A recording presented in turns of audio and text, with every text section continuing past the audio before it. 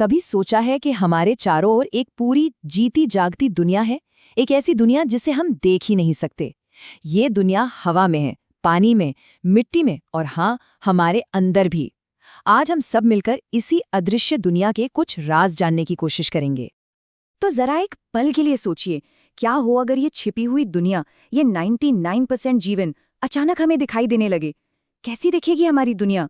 बस यही एक सवाल हमें सूक्ष्म जीवन के इस विशाल ब्रह्मांड की खोज पर ले जाएगा।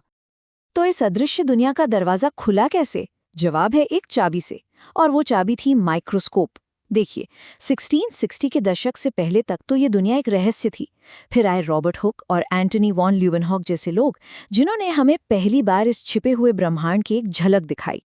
तो जीवन की इन बुनियादी इकाइयों को समझने के लिए ना हमें थोड़ा जूम इन करना होगा, बड़े से छोटे की तरफ। तो चलिए शुरू करते हैं ये सफर। तो सबसे पहले लेवल 1 पर हम शुरू करते हैं एक जीव से। कोई पौधा हो या जानवर, मतलब कुछ ऐसा जिसे हम अपनी आंखों से आराम से देख सकते हैं। ये है हमारा स्टार्टिंग पॉइंट। अब थोड़ा और जूम इन करते हैं। लेवल 2 अंग, मतलब कोई भी कॉम्प्लेक्स जीव जो होता है वो अलग अलग अंगों से मिलकर बनता है ना? जैसे हमारा दिल, फेफड़े या फिर पौधों में पत्तियां। ये सब मिलकर ही तो पूरे जीव को चलाते हैं। और जरा और करीब जाएं तो हम पहुंचते हैं लेवल 3 ओ तक, यानी कि टिश्यूज। अब ये अंग भी तो किसी चीज से बने होंगे। ये बनते हैं ऊतकों से। ऊतक मतलब एक जैसी कोशिकाओं का एक ग्रुप जो मिलकर कोई एक खास काम करता है। और आखिर में हम पहुंचते हैं अपनी मंजिल पर, सबसे छोटे लेवल पर, लेवल 4 कोशिका, यानी कि सेल। हर जिंदा चीज की सबसे बुनियादी इकाई। असल में जीवन का पूरा खेल यहीं से शुरू होता है। तो सवाल ये है कि आखिर ये कोशिका, ये सेल है क्या? अच्छा, इसको ऐसे समझिए जैसे कोई दीवार ईंटों से बनती है ना, एक एक ईंट जोड़कर। बिल्कुल वैसे ही अनगिनत कोशिकाएं मिलकर किसी भी जीव का शरीर बनाती हैं। ये जीवन की सबसे छोटी पर सबसे जरूरी ईंट है। पता है ये सेल नाम आया कहाँ से? बात है 1665 की। रॉबर्ट हुक ने पहली बार अपने माइक्रोस्कोप के नीचे कॉर्क का एक टुकड़ा देखा और उन्हें क्या दिखा? मधुमक्खी के छत्ते जैसे छोटे छोटे खाने।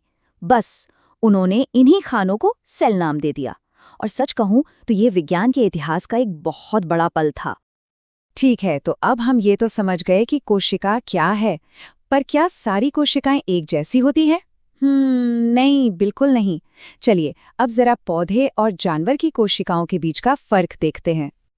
अब देखिए, पौधों की कोशिकाओं में ना 3 बड़ी खास चीजें होती हैं जो जानवरों की कोशिकाओं में नहीं होती।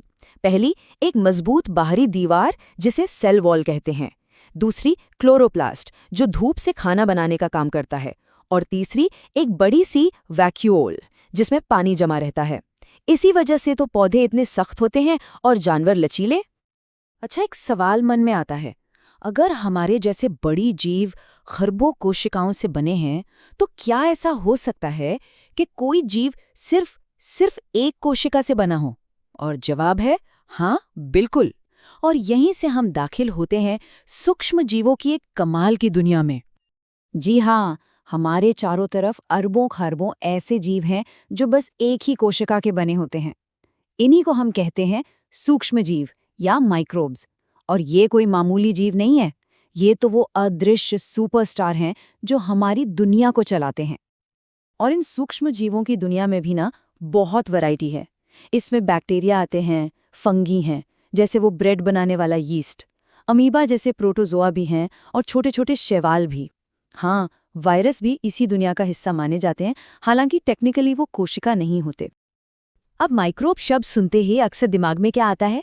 बीमारियां, कीटाणु, है ना? पर सच तो ये है कि इनमें से ज्यादातर हमारे दोस्त हैं, दुश्मन नहीं। ये तो हमारे पर्यावरण और हमारी रोज की जिंदगी में एक बहुत ही जरूरी रोल निभाते हैं। सबसे बढ़िया उदाहरण तो हमारी अपनी किचन में ही मिल जाता है। जब ब्रेड बनती है तो उसमें यीस्ट डाला जाता है, जो एक तरह का छोटा सा फंगस है। अब ये यीस्ट क्या करता है? ये आटे में मौजूद चीनी को खाता है और बदले में कार्बन डाइऑक्साइड गैस छोड़ता है। यही गैस आटे में छोटे छोटे बुलबुले बना देती है और बस हमारी ब्रेड एकदम नरम और फूली हुई बनती है। और मजे की बात देखिए, प्रोसेस एक ही है, फर्मेंटेशन। लेकिन अलग-अलग माइक्रोब्स इससे कितनी अलग-अलग चीजें बना देते हैं। जहां एक तरफ यीस्ट कार्बन डाइऑक्साइड बनाकर ब्रेड को फुलाता है, वहीं दूसरी तरफ लैक्टोबैसिलस नाम का बैक्टीरिया लैक्टिक एसिड बनाकर दूध को दही में बदल देता है ना कमाल? अच्छा, अब किचन से बाहर निकलकर देखते हैं। प्रकृति में ये माइक्रोब्स ना सबसे बड़े रिसाइक्लर का काम करते हैं। मतलब ये मरे हुए पेड़ पौधों और जानवरों को खत्म करके उनके सारे पोषक तत्व वापस मिट्टी में मिला देते हैं। इसी से हमारा पर्यावरण साफ भी रहता है और जमीन उपजाऊ भी बनी रहती है। इसका एक जबरदस्त उदाहरण है राइजोबियम बैक्टीरिया। ये बैक्टीरिया क्या करते हैं?